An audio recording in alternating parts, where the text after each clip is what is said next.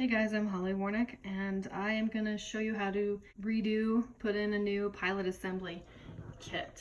I ordered mine on Amazon and I put it up in here, and the model is a GCV 5100 from A.O. Smith. It's Promax.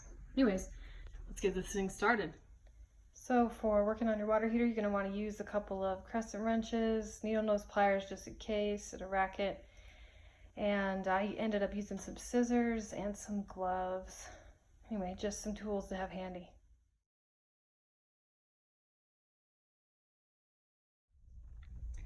I've got a GCV 5100 water heater that just won't stay lit. So that's typically a thermocoupler problem. So I've unassembled everything here, pulled it out, and got it over here.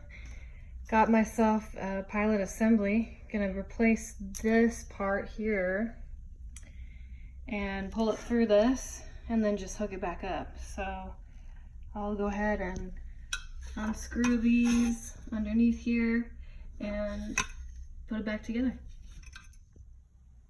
Okay, so this is where my thermocoupler goes in, goes through this panel here, comes out the other side, a lot of fiberglass, comes over here, and I'm gonna be unscrewing right there and right up there, and I'm gonna unscrew those first, pull them out, and then screw the next ones in and pull them back through here. Definitely need some gloves for that. Don't want all this fiberglass on me. So you can see I pulled this through this way. I thought that was a good idea, but then I realized I got all this back here. So I'm gonna attempt to cut through each of these with my nice scissors. Ooh, that's probably a bad idea with these. Let's see about this one. That's easy. Just gotta get through this thermocoupler. There we go, bend it right off. You wanna be gentle with all this, of course. Okay, so now I can just slide that out. And when I put the new one in, I'm gonna come in this way as well. So that's probably the wiser way to pop through this, going this way. Live and learn.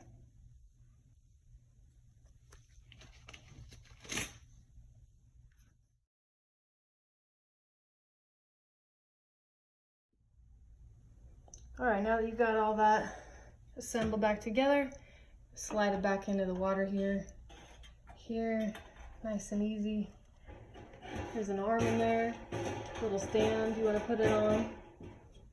Slide that on too, and then rig this in there. Get all your fiberglass. Tuck that in there. Line it up with those screws if you need to. There we go. And then we're gonna slide this up in here. Alright, bang it around in there.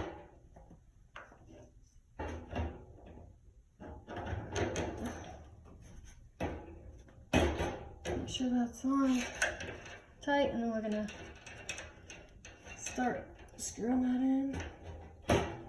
Got it. Okay, once you get that in there correctly, make sure this is sitting in that little shelf inside. It took me a minute. Make sure you can screw this on. Then we plug the silver one right up in here and twist that up.